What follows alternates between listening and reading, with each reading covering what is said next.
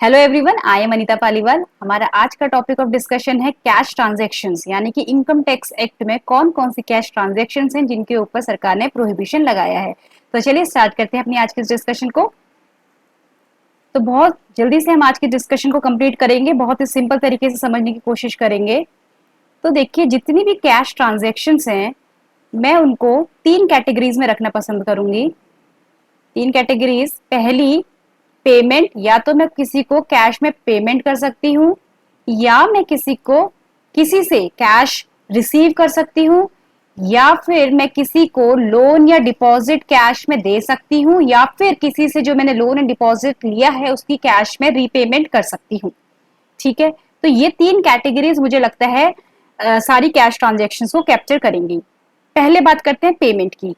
Payment की बात करने के लिए मान लेते हैं एक मिस्टर एक्स हैं जिनका बिजनेस है, पेन खरीद के लाते हैं और उसे आगे बेचते हैं। तो लेट सपोज इन्होंने पेन परचेज किए थे ड्यूरिंग द ईयर ₹10 लाख के, और इन्होंने उन पेन को आगे सेल कर दिया ₹50 लाख पे।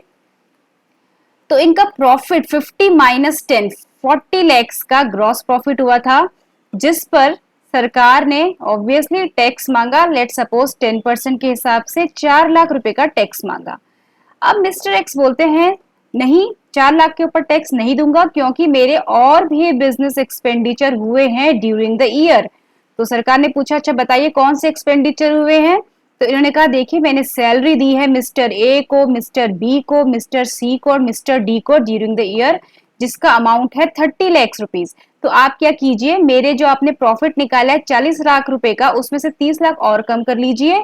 10 लाख का मेरा प्रॉफिट है जिसके ऊपर आप 10% के हिसाब से 1 लाख रुपए का टैक्स ले लीजिए। सरकार ने कहा अच्छा ठीक बात है, तो आप हमें प्रूफ दिखाइए 30 लाख रुपए का आपने बिजनेस एक्सपेंडिचर किया है। तो मिस्टर एक्स बोलते हैं कि प्रूफ तो मेरे पास नहीं है क्योंकि मैंने ये पेमेंट जो है कैश में करी है। तो देखिए यहाँ पे एक दिक्कत है, अगर सरकार इस कैश एक्सपेंडिचर की डिडक्शन दे दे तो सरकार को देखिए 3 लाख रुपए का टैक्स का नुकसान हुआ है, जबकि उन्हें पता नहीं है कि ये बिजनेस एक्सपेंडिचर जेन्युइन है या नहीं है। यानी कि यहाँ पे ट्रांजेक्शन की जो जेन्युइननेस है उसके ऊपर एक क्वेश्चन उठता है, और इस तरीके से कई सारे बिजनेसमैन फेक एक्सपेंडिचर क्लेम कर सकते हैं इनकम टैक्स में। तो इसी चीज को रोकने के लिए सरकार ने कैश ट्रांजैक्शंस पे एक अंकुश लगाया है। उन्होंने कहा है कि देखिए अगर आप कोई बिजनेस एक्सपेंडिचर करते हैं कैश में तो हम उसकी डिडक्शन आपको नहीं देंगे इनकम टैक्स एक्ट में। तो यहाँ पर एक प्रैक्टिकल प्रॉब्लम ये अराइज होती है कि कई सारे बिजनेस में छोटे मोटे खर्चे होते हैं जो हम पे करते हैं कैश में, हमें करना ही पड़ता है कैश में। क्यों? क्योंकि जो मान लीजिए वेंडर है उसके पास कोई बैंकिंग फैसिलिटी नहीं है, तो उस केस में क्या करें। अब हम ऐसा तो नहीं कर सकते कि हम उस वेंडर को छोड़ दें अगर उससे हमें कुछ जरूरी परचेज करना है। तो वहां पे सरकार ने सोल्यूशन दिया है कि देखिए आपके बिजनेस एक्सपेंडिचर कैश में हम डिसअलाउ करेंगे, लेकिन एक लिमिट है 10,000 तक का अगर आप खर्चा करते हैं कैश में तो हम उसकी डिडक्शन आपको दे देंगे। ठीक है,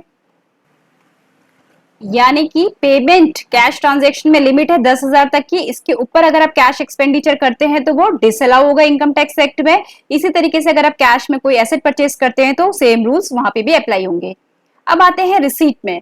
रिसीट में सरकार ने 2 लाख की लिमिट रखी है कि अगर कोई पर्सन किसी से 2 लाख रुपए से ज्यादा कैश रिसीव करता है तो उसे पेनल्टी पे करनी पड़ेगी, कितनी? उतनी ही जितने का उसने अमाउंट रिसीव किया। तो लेट सपोज अगर मिस्टर एक्स ने किसी से ₹10 लाख कैश में रिसीव किया है तो वो 10 लाख रुपए की पेनल्टी मिस्टर एक्स को देनी पड़ेगी, यानी कि जितने का अमाउंट रिसीव किया है उतने की पेनल्टी लग जाएगी। 2 लाख रुपए किसी से हमें रिसीव नहीं करने हैं, तो यानी कि किसी एक सिंगल पर्सन से आप एक दिन में 2 लाख से ज्यादा का कैश नहीं ले सकते, और सिंगल पर्सन से डिफरेंट डिफरेंट डेट्स पर जिनका टोटल 2 लाख से ऊपर जाता है ये भी अलाउ नहीं है। यानी कि अगर मान लीजिए आपने मिस्टर एक्स ने मिस्टर वाई के साथ एक डील करी है जिसमें मिस्टर एक्स को 5 लाख रुपया मिस्टर वाई को देना है, तो मिस्टर एक्स ने सोचा कि चलो ठीक है मैं 5 दिन में आपको 1-1 लाख रुपए दे दूंगा। तो ऐसा करना भी मिस्टर एक्स के लिए कुछ किसी काम का नहीं रहेगा क्योंकि ये चीज भी डिसअलाउड है। यानी कि 2 लाख से ज्यादा का कैश रिसीव नहीं कर सकते, अगर करेंगे तो जितना का अमाउंट आपने रिसीव किया है उतने की ही पेनल्टी आपके ऊपर लगेगी।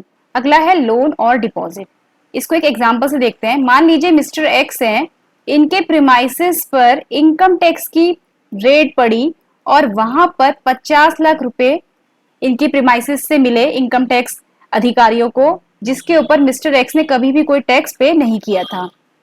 जब मिस्टर एक्स से पूछा गया कि 50 लाख रुपए के ऊपर आपने टैक्स पे क्यों नहीं करा, तो मिस्टर एक्स ने कहा, अरे ये मेरी इनकम नहीं है, इसके ऊपर मैं टैक्स क्यों पे करूं, this is not my income, ये तो मैंने मिस्टर वाई से लोन लिया हुआ है।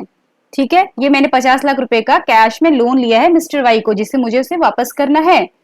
तो ऐसे अब इन्होंने पूछा, अच्छा मिस्टर वाई कहाँ है, तो मिस्टर वाई तो पता नहीं, वो मुझे एक दिन वहां पे मिले थे, अभी मैं नहीं जानता वो कहाँ रहते हैं, मिस्टर वाई मिल नहीं रहे हैं। तो देखिए, इस तरीके के सिनेरियोस को बचाने के लिए कि अगर किसी के पास कैश मिलता है तो वो ये ना बोले कि ये कैश तो मुझे लोन दिया है किसी ने, या फिर किसी के पास अगर कैश मिलता है तो वो ये ना बोले कि ये तो मैंने किसी को लोन दिया था, उसने मुझे वापस किया, repayment of loan and deposit है।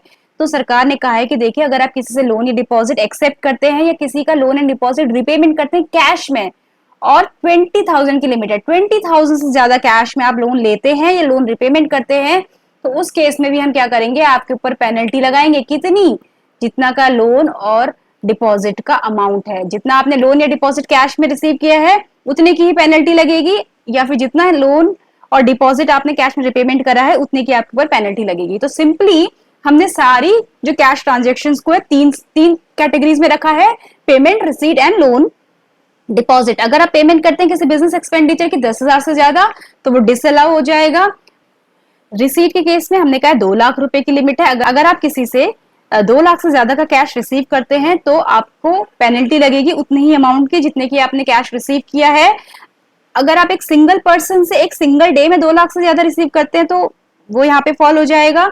दूसरा, अगर आप एक सिंगल पर्सन से एक सेम ट्रांजेक्शन के लिए डिफरेंट डिफरेंट डेट्स पे रिसीव कर रहे हैं जिसका टोटल 2 लाख से ऊपर जा रहा है तो वो भी यहाँ पे फॉल करेगा। और तीसरा कैटेगरी है लोन एंड डिपॉजिट का, 20,000 से ज्यादा का लोन एंड डिपॉजिट आप कैश में ना एक्सेप्ट कर सकते हैं ना आप उसको रीपे कर सकते हैं। उस केस में भी आपका जितना के भी लोन एंड डिपॉजिट का अमाउंट है उतना आपके ऊपर पेनल्टी लगेगी।